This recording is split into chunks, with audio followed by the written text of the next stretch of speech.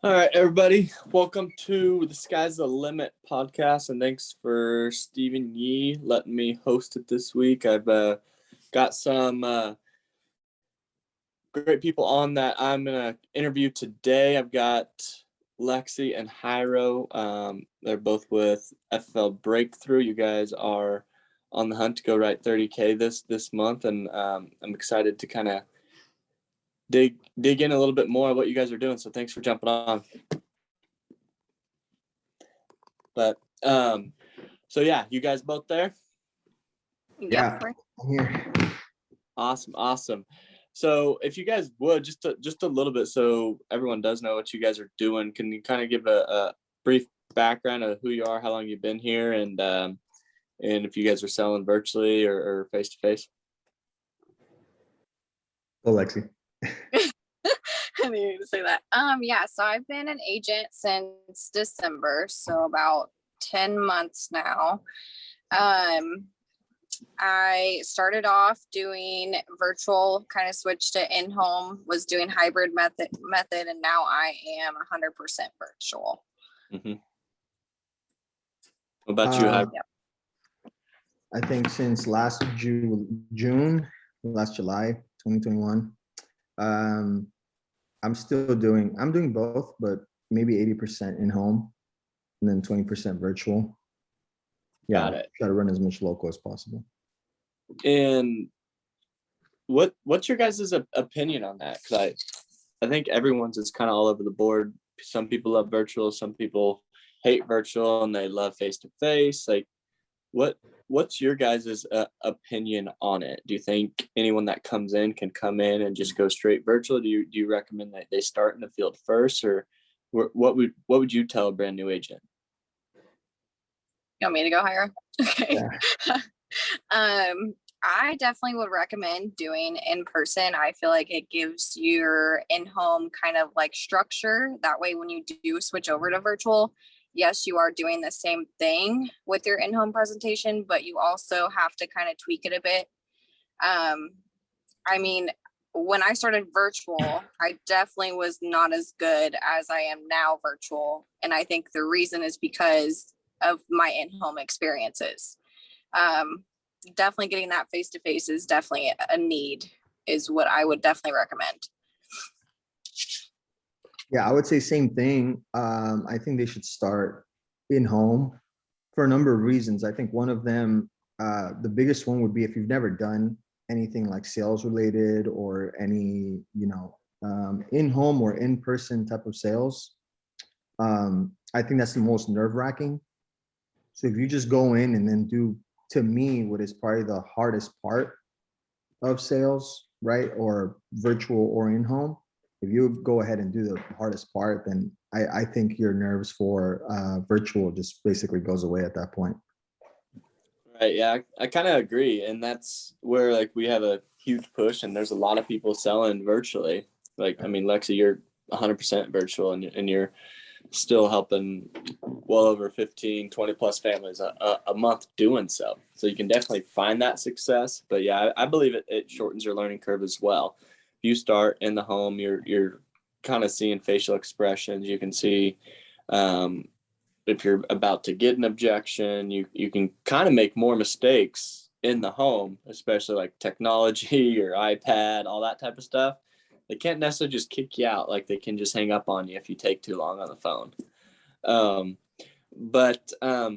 Yeah, and there's always different reasons of why you go virtual and why you don't.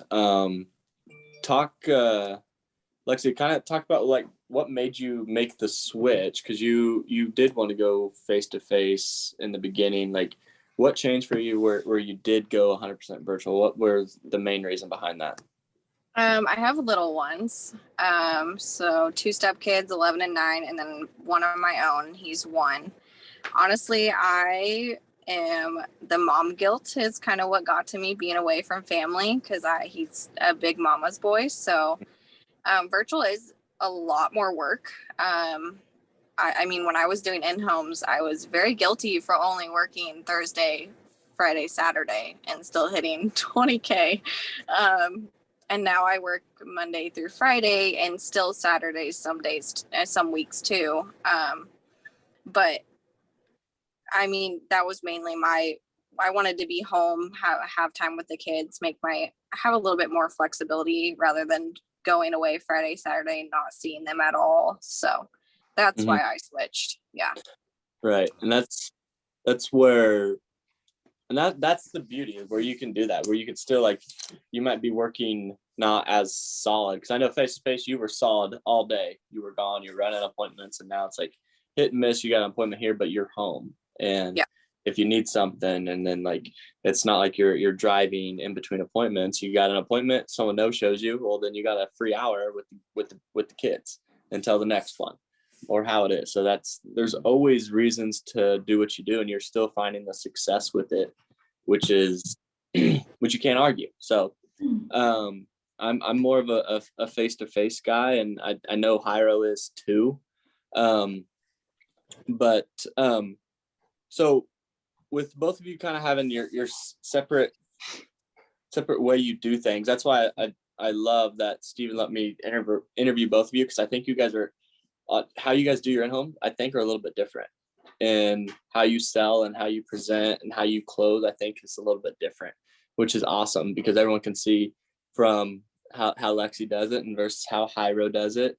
And because I know Lexi, you're completely different how I do it too. I know that for a fact. Yeah.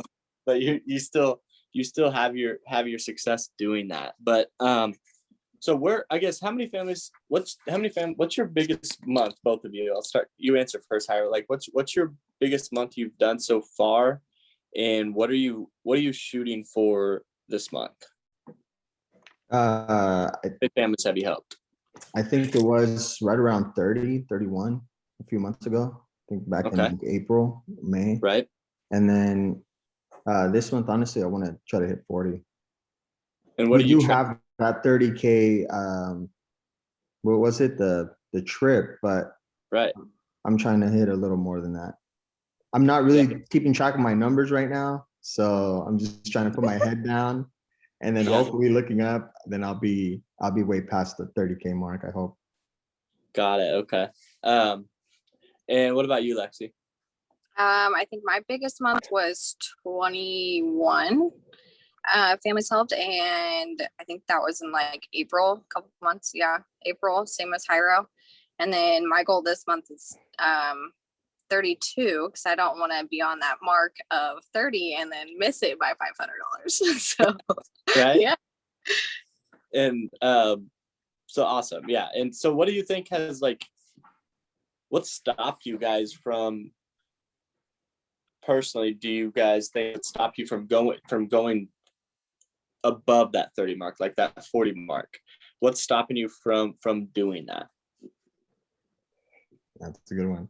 I would say not running enough leads, which in reality means not being on the phone enough, not calling enough. So in reality, it's not booking more appointments than what I should. I still am not consistently doing 30 appointments a week. So I know. How many are you running, do you think?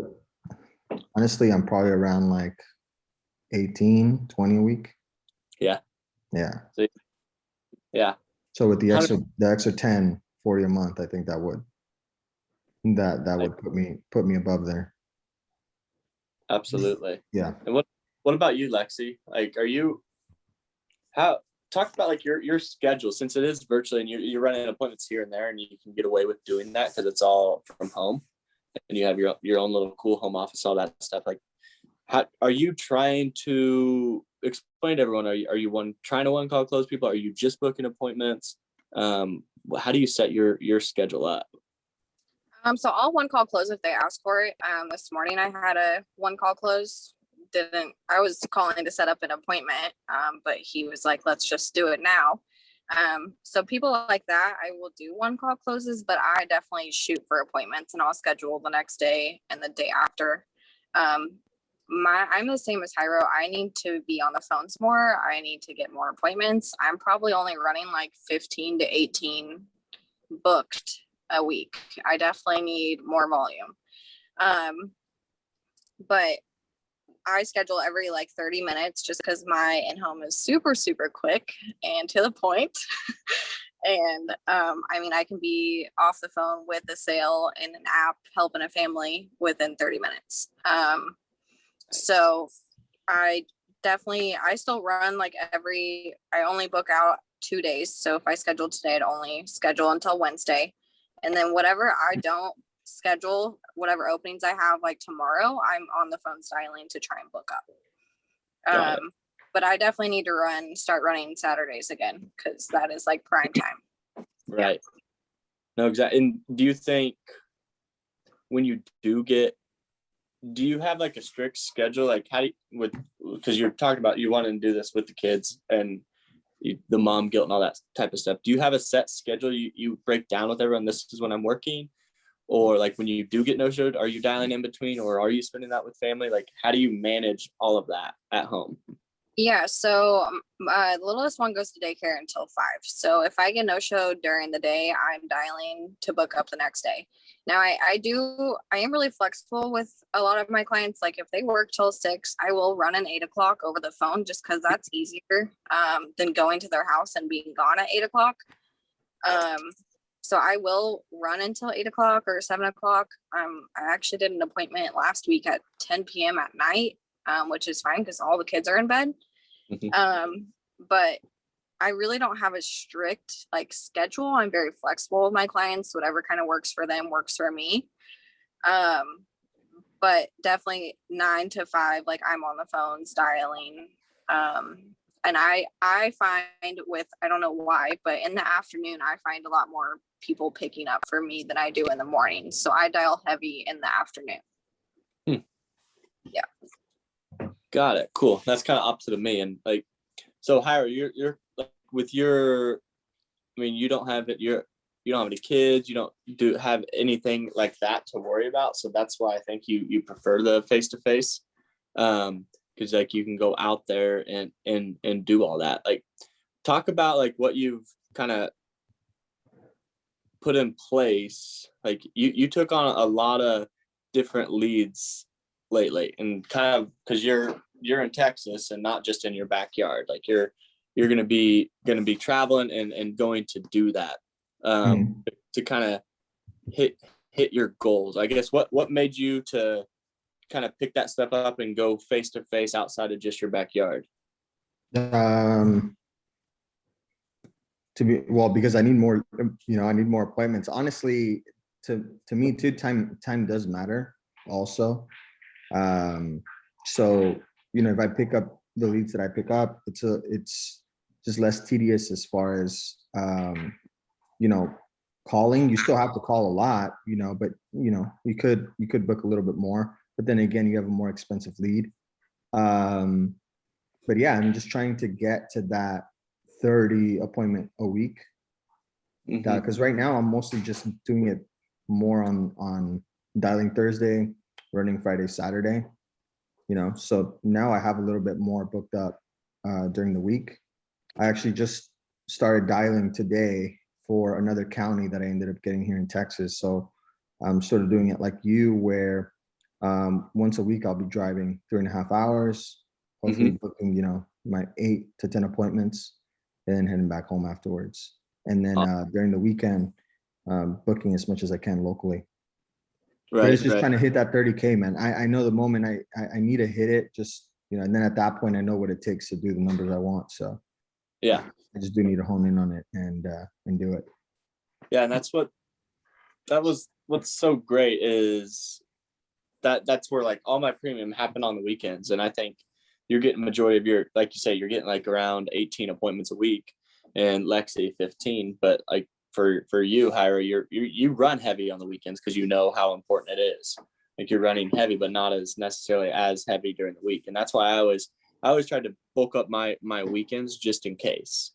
Because FFL week, we all know, starts on Thursday, which is usually our dial day. So I always try to get 20 appointments Friday, Saturday, go help 10 plus families if I could, and then go make up a few during the week. So even if I don't have a strong or as many appointments during the week, I'm at least helping, hopefully, anywhere from another 3 to 5 families, and just supplementing that way.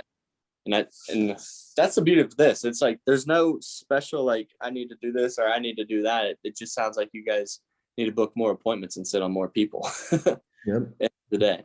And that's what everyone that jumps on here. There is no super duper secret sauce. Or I guess there is. It's work, and being willing to put in the work when it comes to dialing, because it's no secret. Every one of us, the phones aren't our favorite. We just do it because we know on the other side that we're going to help somebody and we're going to get paid very well for doing it. We're doing it. Which is awesome. But yeah, so let's real quick to just kind of hear, let's see if I want to, maybe we can touch on both, because I kind of want to hear both your guys' script and in-home if we can. Why don't we, Lexi's nervous. Let's start with Jairo. Jairo, do you want to give everyone your phone script? Yeah, I mean, I'm dialing 90% of the time, 95% of the time, I'm dialing mortgage. Yeah. So I mean, it's pretty simple. The number one thing that I try to do, like just going into it, is I try in the beginning, whenever I'm sort of pitching the appointment first, I try not to give myself any time, any breaks, right? I want to get through what I need to say first. And then at that point, giving them the chance to choose the day. So I'll go ahead and say, hey, Colton, you'll say yes. And I'll be like, hey, this is Jairo from the Mortgage Protection Department. Hey, we just got your form back regarding the mortgage protection, the one you mailed in. I'm the underwriter, the state underwriter that's assigned to go over the information with you, as well as show you your options. They have me actually dispatched tomorrow, Tuesday, and Wednesday to give you that information. Takes about 10 or 15 minutes, which day works better for you, Colton. That's it. You'll tell me, Wednesday, I'll go ahead and say, okay, great. Morning, afternoon, or evening. Evening, I'll give you a couple time slots.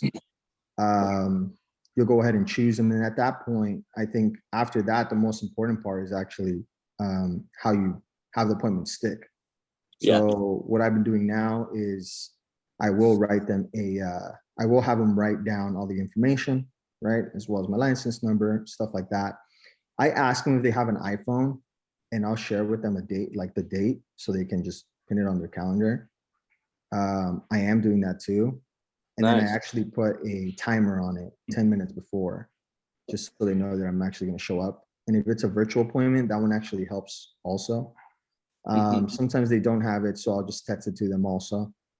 So how do you do that? Just through like your Google Calendar or what? Yeah, you can share it. Or even if they have like just your regular iPhone, you can put on there like the date and time, and it'll send it to them as like a link almost. They can press on it, and then they can add it onto their calendar. I have them do that while I'm on the phone too. So especially virtual, if I am doing like 3 or 4 virtual appointments a week, I do have them do that. And then I started to see that there's a lot less no-shows. There you go. Got it. And yeah, because that's the tie downs. Lexi, tie downs for sure. Is yours any different than Jairo? Is it direct to the point, or is it different in terms of because you're doing it virtually? Mine's more, I mean, it's the gist of it is pretty the same, but I'm usually like, hey, this is Lexi. And I'll usually be like, just giving you a call regarding the mortgage protection. You actually filled out a form and sent it in. And then I usually pause and let them be like, yeah. I'm like, okay. I'll usually ask how they're doing today, just to kind of like be a little personable. I'll say, good. I'm like, okay, awesome. Well, my job is actually to get the information out to you. It only takes about 15, 20 minutes of your time. Super quick and easy. What we'll do is go over some questions, see what you qualify for, and then go over prices and benefits, all that good stuff.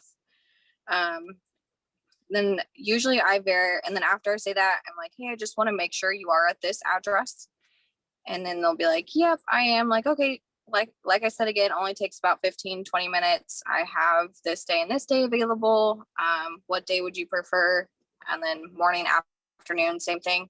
My tie down's a little bit different. I have Calendly, so it actually shoots them a text when I put them in my Calendly, and then it shoots them a 2-hour reminder. So I always make sure that they can receive text messages, let them know that they will receive a text confirmation, and my personal cell phone will be on that. So if anything changes, definitely let me know and give me a call. And then I do with my later ones, like if it's like 6 and past, I do like, hey, I do just want to make sure you are going to be there. Like you are my last appointment for the day before I go home to my babies. Like I just want to make sure there will be no reason that you won't be able to make that.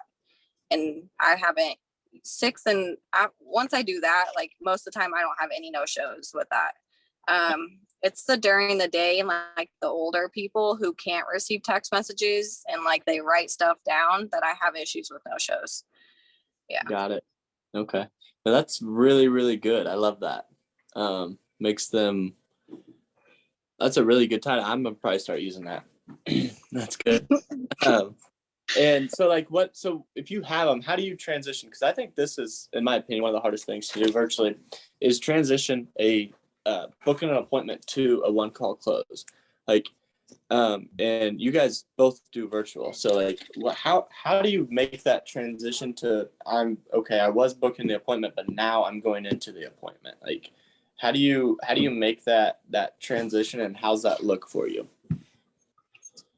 I mean, this morning when I called to reschedule him, I was like, hey, just want to get you back on my schedule. I have some time open. He was like, well, how long does it take in? I said 15-20 minutes. He's like, well, I have time now. I'm like, okay, perfect. I was like, let me text you over my license number and my first and last name, because he was at work. So I texted him over that information. I said, that's just for you to have if you ever need to look me up. That way, you know, I'm a real person. I said, because when we do get into the application, you do have to give some personal information like your social and your routing and account number. And I just, from there, just told him, just going to ask you some questions. We're going to go over some policies that I think you'd qualify for, and then you'll either accept or deny the coverage. So went through the whole inventory sheet. And then he was like, well, I want this one. I said, okay. It was, I mean, he was a lay down this morning. It was 100% lay down. Yeah. Nice. And is yours any different, Jairo? Honestly, it's pretty much the same thing. I don't really have a so structured way of doing virtual because I don't do that much. So I sort of just like, I feel that I'll go and I'll do virtual, not really to the person that doesn't want to do in-home. So if they really want virtuals, because I have a feeling that they're going to buy and they're already like buy ready. So there's not too much of like a transition or anything I say. My basic thing, even in home, is I'll just tell them, hey, look, I have to run an application first. Okay. That doesn't mean anything at this point. We need to find out if you're approved or not. Right. Once that happens, I can give you prices and you can choose the one that works best for you. I just want to let you know that if today, like that's how I would do a virtual one. I just want to let you know that if today the price does not make sense for you, then we don't expect you to do anything. But if it does, then I hope we can protect you and your family. By the time we're done with this conversation, it'll take about 15-20 minutes. That's it. Yeah. Got it. So is that your setup that you use in every appointment, like in your intro? Pretty much. I mean, I'll be honest. The moment I with that inventory sheet that we use, with the sheet that we go into, I'll fill that out, and then, you know, once I already know where to put them through, right? I'm always trying to quote America first, but once I already know where to put them through, I don't really explain too much about companies or anything like that. I don't show them too much stuff. I honestly just go ahead and say, hey, look, we have over 15 different companies, right? They're all A+ rated companies. We only want to put you through those companies in reality. And at that point, I basically say the same thing. I'm going to go ahead and run an application. It's going to ask for, you know, your basic information. It'll ask for your address. It'll ask for your SSN, your date of birth, and your driver's license. Okay. And then, again, it doesn't do any credit checks or anything like that. All it is it's allowing us to run a MIB report, which is your medical prescription history report. And at that point, we find out if you are approved or denied. Once we find that out, we'll have some prices in place. I'll give you 3 different options. You can go ahead and choose one. And I tell them the same thing in the home. If the price makes sense, I try to make it about price always. I don't try to make it about anything else. So because I want to isolate their objection to just price, because I can control price. I can't really control if like their husband or wife is there anymore, right? I can't control if like they want to think about it, stuff like that. But I could control the price part. So I try to make it as much about price as possible. Because at that point, if they say no, in reality, I've already covered the company objection, where you can't tell me you don't like the company, right? I'm hoping by the end of the appointment, they like me, so they can't really say, hey, you know what, I don't like you. So the last one I try to make it about is price. So yeah, that's pretty much it. Once I tell them they can go ahead and choose one, and if it doesn't make sense for them, it doesn't. But if the price does, then I hope I can help them and their family by the end of the night. Right, and that's good. And Lexi, with yours, is your intro before you like go straight to financial inventory? Like, do you what does yours look like, I guess, or do you have one, or you just go straight to it? Literally, it's hey, do you have a pen and piece of paper? I'm going to give you my license number, first and last name. And then just like I tell them when I'm scheduling the appointment, I say the same thing. Like, we're going to go over some questions, see what you qualify for, and then you are either going to accept or deny coverage. Mm-hmm. And then I ask if they have any questions, and they say no. I have had one where they did not want to give social over the phone, which I 100% understand that. So I actually went in person with her. She told me when I was scheduling the appointment, if I ever have anyone who's like, hey, I just don't feel comfortable with a Zoom or a phone call, I don't want to give my social, like, that's perfectly fine. Let's at least do an appointment, see if you want one 100% for sure. And if you do, then I can always come out and help you. Because she was up in Kansas City. She was only about 3 hours away. But I don't really get objections with like giving socials over the phone that much or any of that issues. So I used to say that in the very beginning, but I've kind of taken it out just because we need to get them to agree to what they like first before we need to discuss any of that. So I try and just hit one obstacle at a time. Got it. Okay.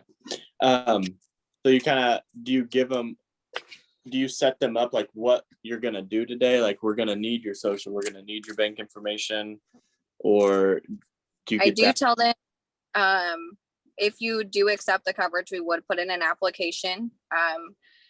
Once we put in the application, you are approved. You do have 30 days to either keep it the same, decrease it, increase it, or if you decide, hey, this isn't actually for me, you can get rid of it and get a refund.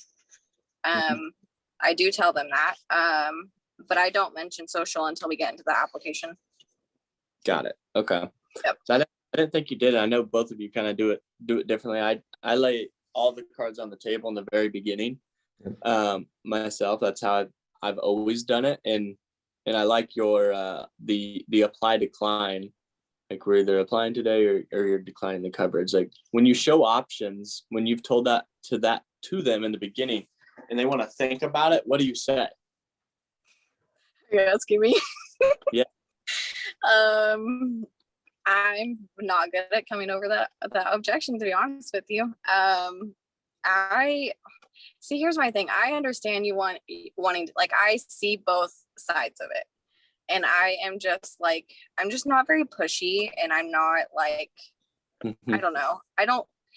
Knock on wood, I don't really get chargebacks at all. I've maybe had 6 in like 10 months. So I don't know. I am really bad with overcoming that. I usually, if they want to think about it, what I do is set up an appointment. Like, hey, I get it.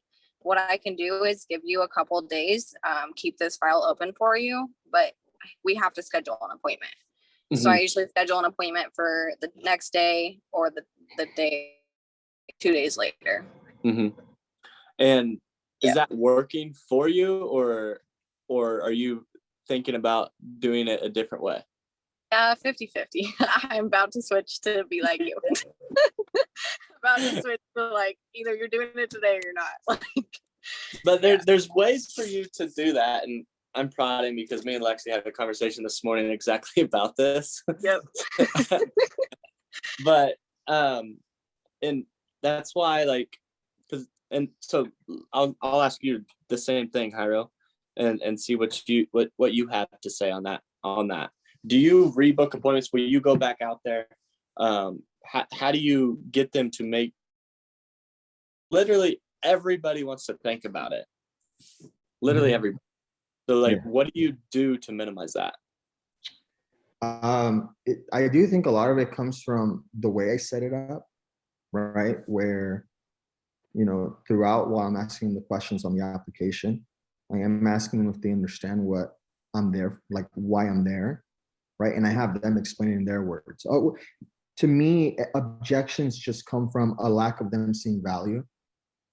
I honestly think that most of the time, because in reality, man, like, if in their case, this is how I see it. If I'm covering you $100,000, let's say, right, and it's going to cost you $100 a month, and they say I got to think about it, and I tell them, okay, let me ask you, if I was going to cover you $100,000 for $20, would you still think about it? No, Nope. I wouldn't. They say, okay, so it's not really that you need to think about it. It's more of a price, right? So this is the thing. I did the work for you. I shopped over 15 different companies for you, right? And we picked the least expensive one. So at this point, Colton, it's not going to get less expensive than this because we already shopped the best possible options for you. There's only a couple things we can do. We can either stick with this price, right? Or we can go ahead and we can lower your coverage, therefore it lowers your price. And if at any point you want to go ahead and up your coverage, then we can go ahead and do that. Which one would you like? That's sort of the way I'll overcome it. That's one way. Or you can either play like the options game, where you can throw them two reasons why they're objecting to it, where I would say, okay, Colton, I understand you have to think about it. Is it that you have to think about price, or do you have to think about the company? At that point, right, all I'm trying to do is figure out what they need to think about. Right. Right. And then at that point, I can overcome the objection and I take it from there. But I think I try my best to make it about price, because in reality, all of us, anytime we try to think of anything, I think it just comes down to price. Because if you're shopping for something, you want it. You know what I mean? If you're at the furniture store and you say, oh, I'll think about it, you know what you like. It's just at that point, is it valid? Do you see the value in buying it at this very moment? So that's how I see it. I just try to make it about price at that point. Can I ask her a question? Yeah.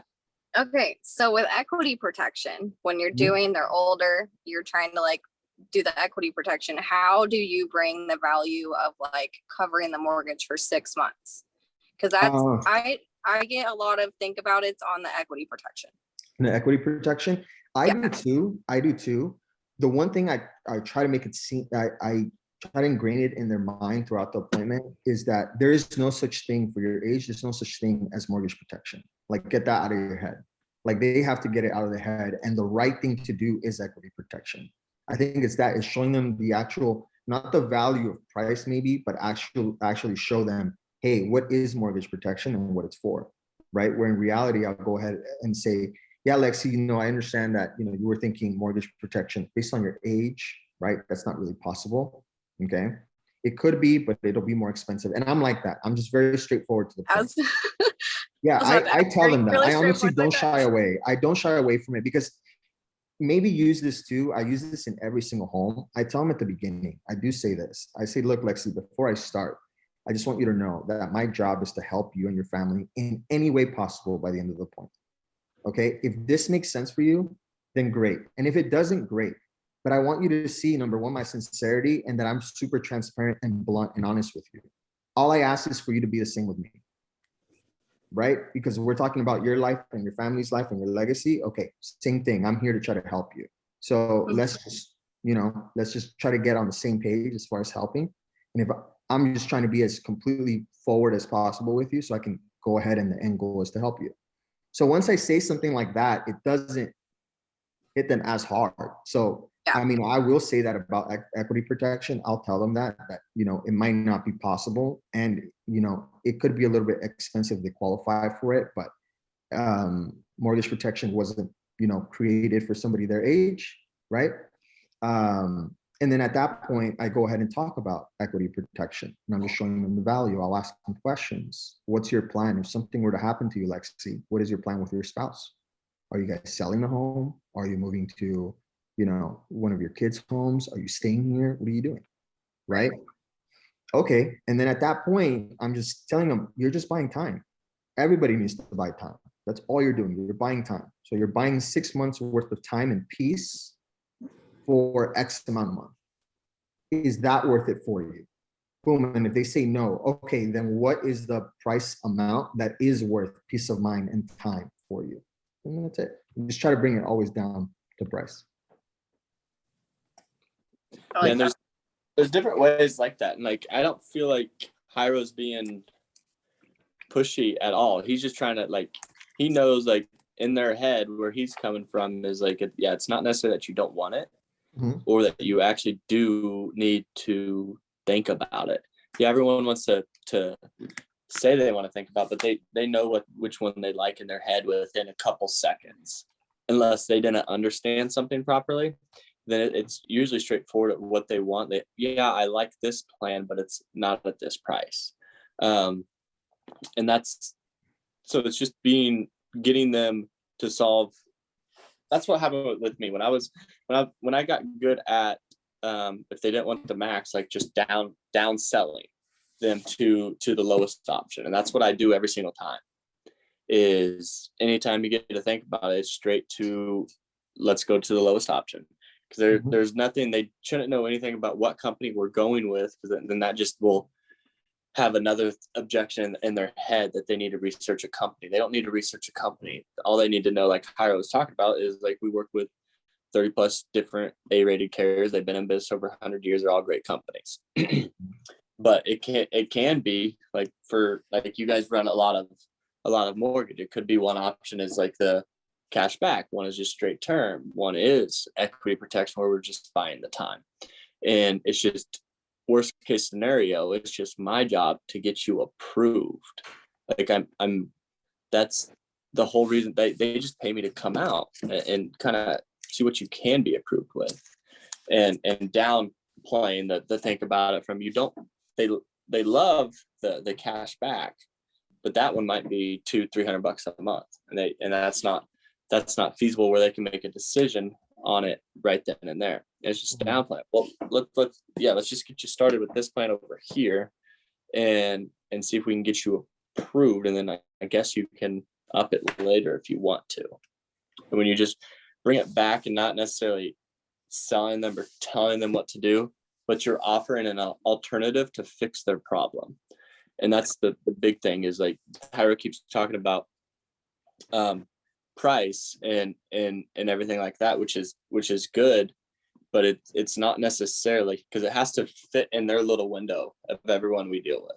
It's got to fit, and obviously everything has to fit in everyone's budget, or they won't keep it, or they can't get it. But it's that value, because most of the clients we sit with, there are some of the people that are on Social Security that can't afford anything, and unfortunately there's a small percentage of people that literally, they're in that situation. But for the most part, the people we sit with, on average, the most part, they have the funds there, and sometimes we need to figure out what they're doing with their funds. Are they blowing it, wasting it somewhere else in a different situation? Like, that's when you need to come back from like a helping side of things, not canceling the cable bill or anything like that, but like putting their because a lot of these people, they don't know what is in their budget or where their money's actually going until you write it down. And if it's at a point and you show them, like, you're writing this down and one sticks out, like I've done that. Like, why are you paying over $100 for cable when you can get flipping Netflix, Hulu Live, or whatever for $60-70 a month? Like, you can get everything. And it's just like reallocating that. and it's just, when you come from the side of solving the problem or fixing their problem, then that's when they'll figure it out. But that's what I kind of love. And And I think that's what will take a lot of people off, because I think, and correct me if I'm wrong, Lexi, but I think you're on the side of it too. Like sometimes you want to overcome objection, but then you don't, because you don't want to charge back. It's like, I want to prevent every chargeback as much as I can, which is smart. We all want to. No one likes to charge back. But as long as you're consistent and you work through those, it's not going to be an issue. And there's so many people that I've overcome objections that they've kept it on the books. And it's funny, like some of the laydowns were the ones that canceled. I'm like, this does not make sense. Like, you wanted this so much and then you didn't after I left. So, and that's why, like, if we were all mind readers, it'd be awesome, but we're not. But if anyone has a question, throw it in the chat or the Q&A, and we'll get to that. Throw them in now, and then we'll kind of go through those and from there. But I might have a few other questions. We'll see if anyone throws any in the chat. But so we have the big event coming, and for everyone should know, I definitely think everyone knows about what are we in 2 weeks in on September. It's a 5-week month. Everyone that hits 30K is invited to the big event in October in Phoenix, which is going to be a lot of fun. Like,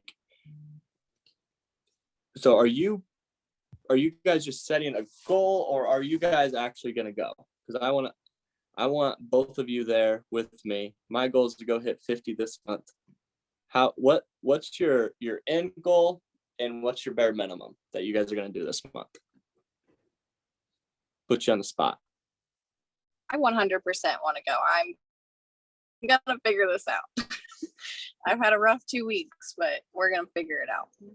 It'd be stupid not to. I mean, 100%. Yeah. So what's your number?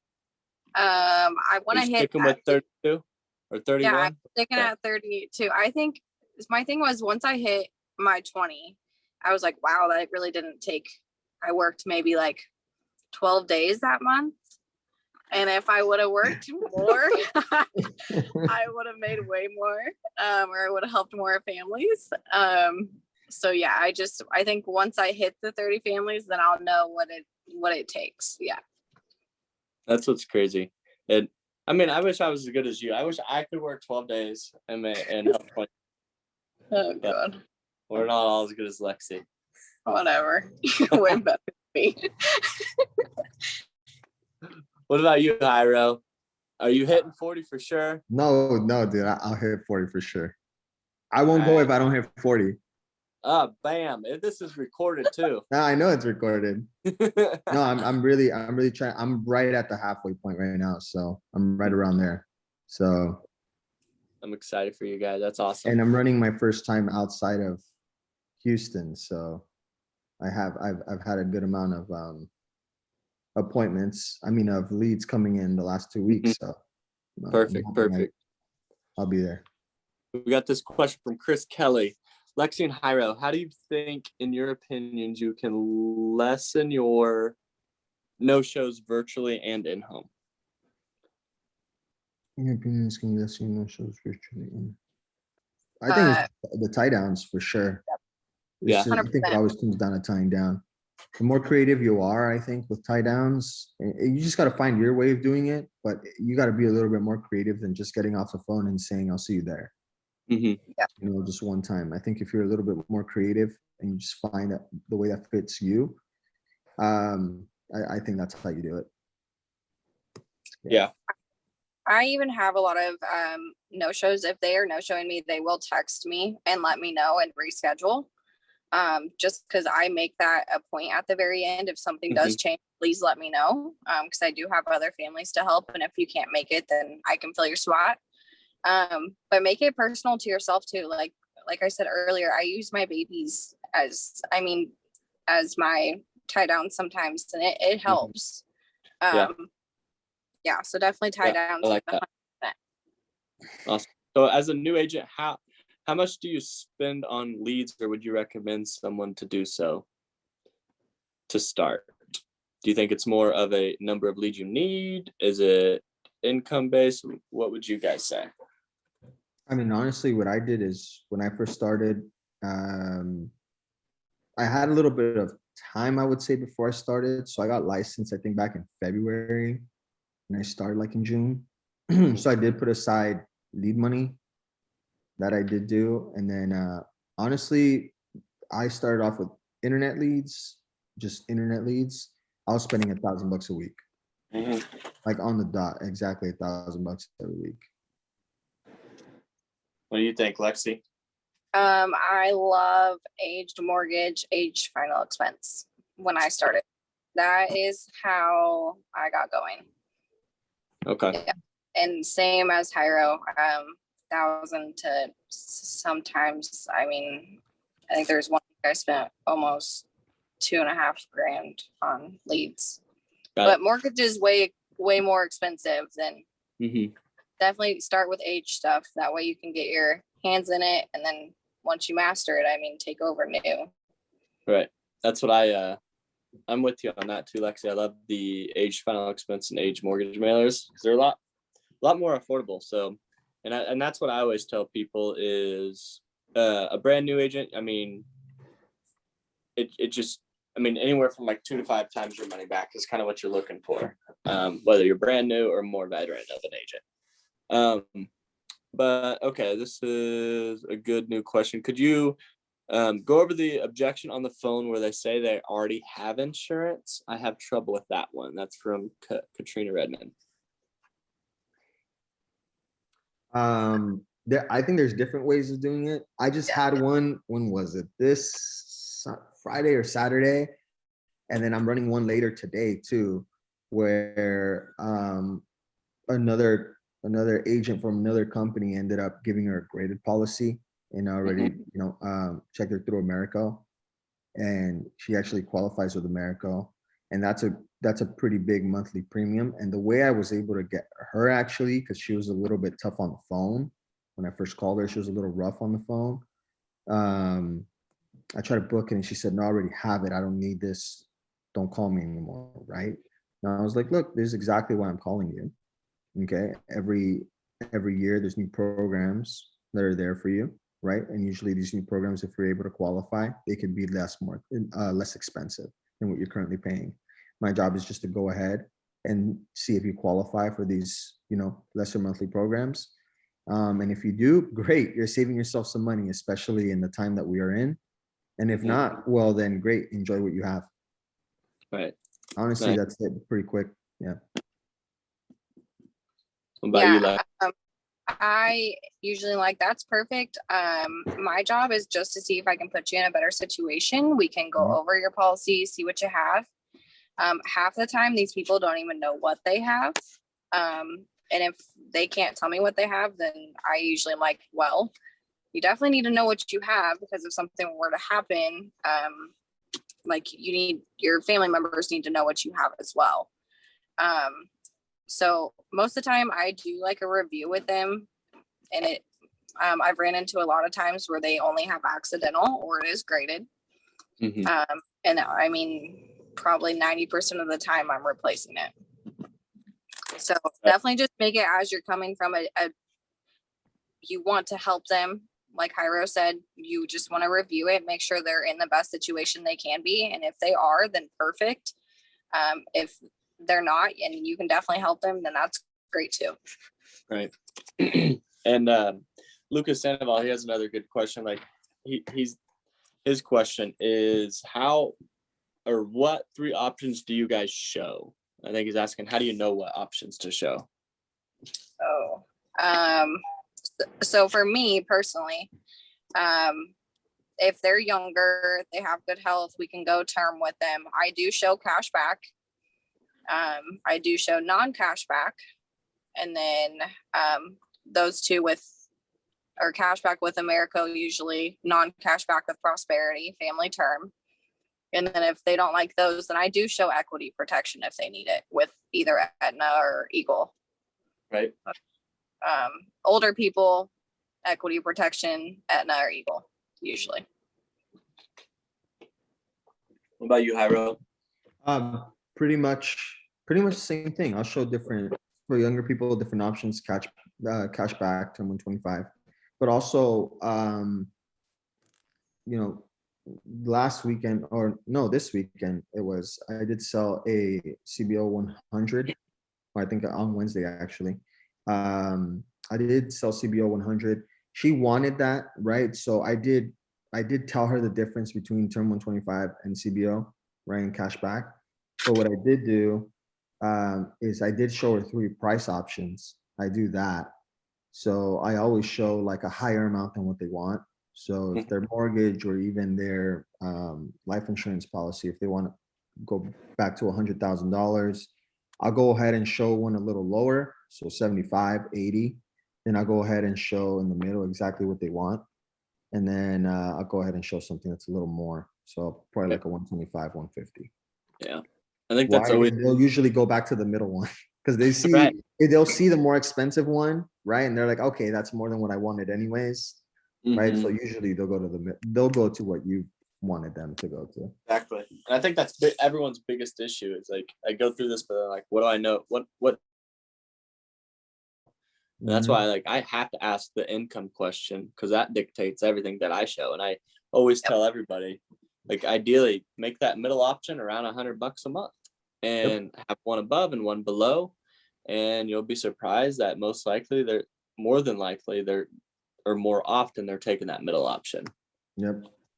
And once in a while they'll choose the higher option. Yep. Yeah. And then you're happy.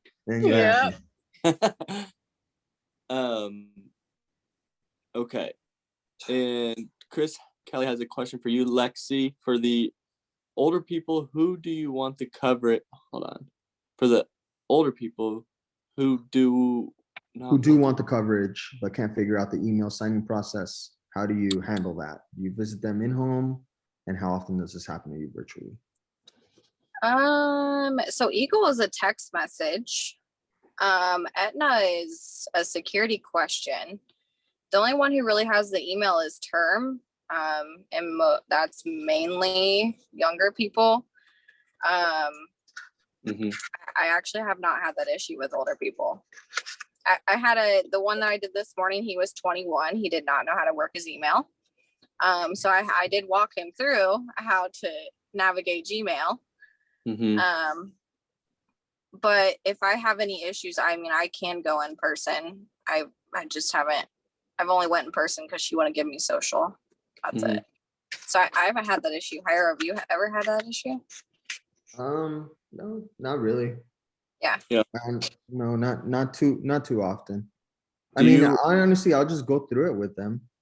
Yeah. I'll literally just sit with them on the phone as long as I have to go through with them.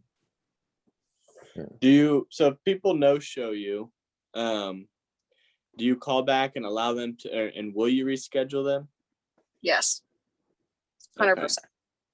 But I make sure like, hey, missed you this first time.